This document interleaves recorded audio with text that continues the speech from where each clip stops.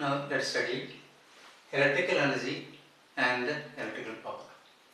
For that we consider a conductor of resistance R connected between 2 points A and B, and a current is sent through the conductor by means of a source. Since the current I flows from A to B, it is clear that potential at A is greater than potential at B. Therefore, the potential difference V equals VA minus VB is greater than 0. Now, let an amount of charge delta Q flows from A to B in a time delta T. Then we can write delta Q is equal to the current I into the time delta T. This is the amount of charge flowing from A to B in a time interval delta T. Now, the potential energy change of this charge as it moves from A to B is given by delta UP equals final P minus initial P. Final P minus initial P. Final potential energy means the potential energy of the charge when it reaches the point B, and it is given by the amount of charge delta Q into the potential at B. That means delta Q into V at B, because potential at a point is the potential energy per unit charge. So this is the potential energy of the charge delta Q when it reaches the point B. So minus the initial potential energy means when it was at the point A. That means it is delta Q into the potential at the A. Now this can be written as delta Q into VB minus VA. But we see that VA minus VB is capital V. Therefore, VB minus VA means minus V. So this is equal to delta Q into minus V. Or this is equal to delta Q means I into delta T. So it is equal to minus V into I into delta T.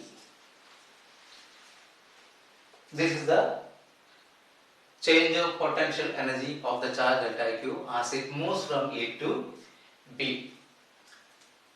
This change of potential energy appears as a change of kinetic energy. Here this change of potential energy is negative. This is less than 0. Change of potential energy is negative because V is positive, I and delta T are positive. Now, if the total energy of charging arrays remains the same as they travel from A to B, then this change of potential energy will be equal and opposite to the change of kinetic energy. If delta K is the change of kinetic energy, then we can write delta K equals minus delta UP equals Vi into delta T, which is greater than 0. That is, the change in kinetic energy of charge arrays is positive. This will cause an increase of kinetic energy of the charge arrays, or the charge arrays will be accelerated. But actually, the charge arrays do not accelerate indefinitely. They move with a steady velocity called the drift velocity. So, this kinetic energy will be transferred to the atoms and ions of the conductor when they make collisions with them. So, the atoms and ions vibrate violently, and thereby the temperature of the conductor increases. That means this is the amount of heat energy produced in the conductor as the charge arrays move from A to B. That means as actually electrons move from B to A. So the amount of heat produced in the indoor delta T is given by delta W equals to Vi into delta T. This is the amount of heat produced in the conductor in a time delta T. So the power dissipated in the conductor, that means the energy dissipated per second, is given by P equals the energy dissipated per second is called the power dissipated, and is given by P equals delta W by delta T, and it's equal to V into I. This is the amount of power dissipated in the conductor, or this is the amount of energy dissipated per second in the conductor. If the device is other than a resistance, say an electric motor, then this power will be converted into mechanical energy and also heat energy. If the device is an electric bulb, then this amount of power will be converted into light energy and heat energy produced in the bulb. Now, from this relation, we can write the heat energy developed in the conductor in a time T is given by H is equal to Vi into T. So heat energy produced in a conductor, say of resistance R, in a time T is given by Vi into T, but V can be written as I into R. So this is I into R into I into T, or it is equal to I square RT. So this is the amount of heat liberated when a current I passes through a conductor of resistance R for a time T. This equation is called Joule's law. Joule's law can be stated as the amount of heat energy released when a current flows through a conductor of resistance R is proportional to the square of the current, the resistance of the conductor, and the time for which the current flows. This law is called Joule's law. So what is Joule's law?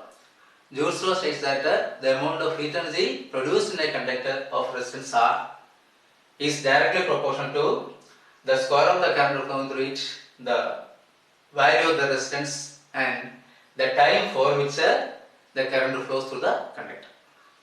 Okay. Now, the expression of power can also be written as P is equal to Vi equals R into I, or I into R into I equals I square into R, or this is equal to I means V by R. So V by R whole square into R.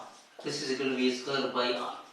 Thus we get three expressions for power. This is one expression, then this is another expression, and the third one is V square by R. So we got three expressions for the power. P is equal to V into I, then P is equal to I square into R, then P is equal to V square by R.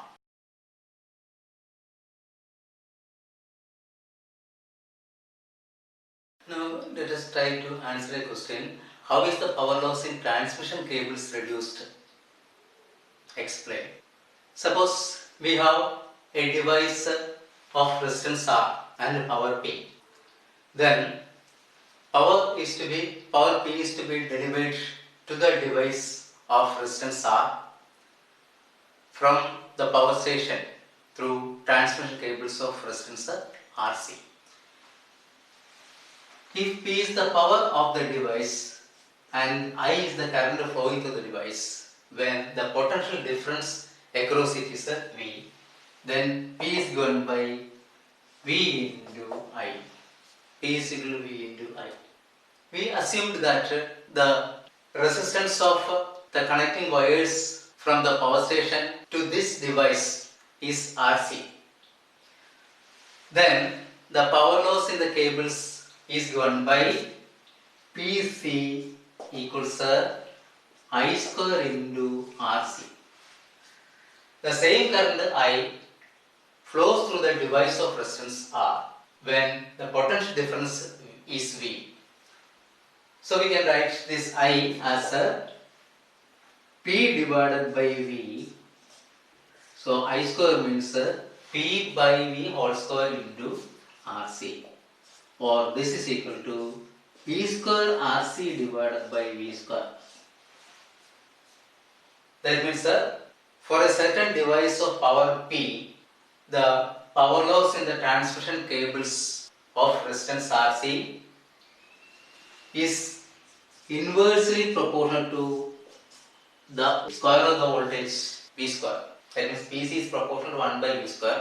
For a particular device of power P and the resistance R, this is the relation between the voltage applied across the device and the power loss in the connecting wires. So in order to transmit electricity to greater distances, we have to increase the voltage.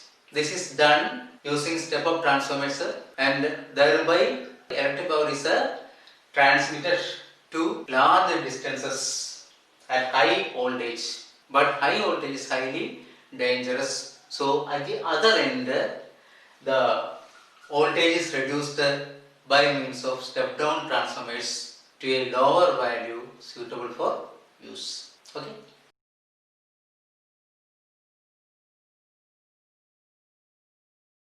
Now let us see this problem. The three bulbs of powers 45 watts, 60 watts and 100 watts are connected in series across the supply voltage 230 volt, which will glow brighter white. The bulbs are designed to operate at 230 volts. Here we see that all the three bulbs are connected in series. We know that in series combination the same current I flows through all the bulbs. So we can express power in terms of current and resistance as P is equal to I square into R. Since I is the same for all the bulbs, we can write P proportional to R. Now we have to see which bulb has the maximum resistance. For that we take that P, when P is equal to 45, V equals to 30. Therefore we get P is equal to V square divided by R, or R is equal to V square by P. Since V is the same, R is inversely proportional to power. R is inversely proportional to power. That means the bulb having the least power will be having the maximum resistance and so it will be the brightest. Okay. Give a problem. Determine the current drawn from a 12 volt supply with internal resistance 0.5 ohm by the infinite network shown in the figure below. Each resistor has 1 ohm resistance.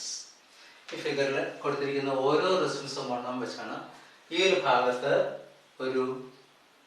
supply voltage 12 volt and the internal resistance is 0.5 ohm.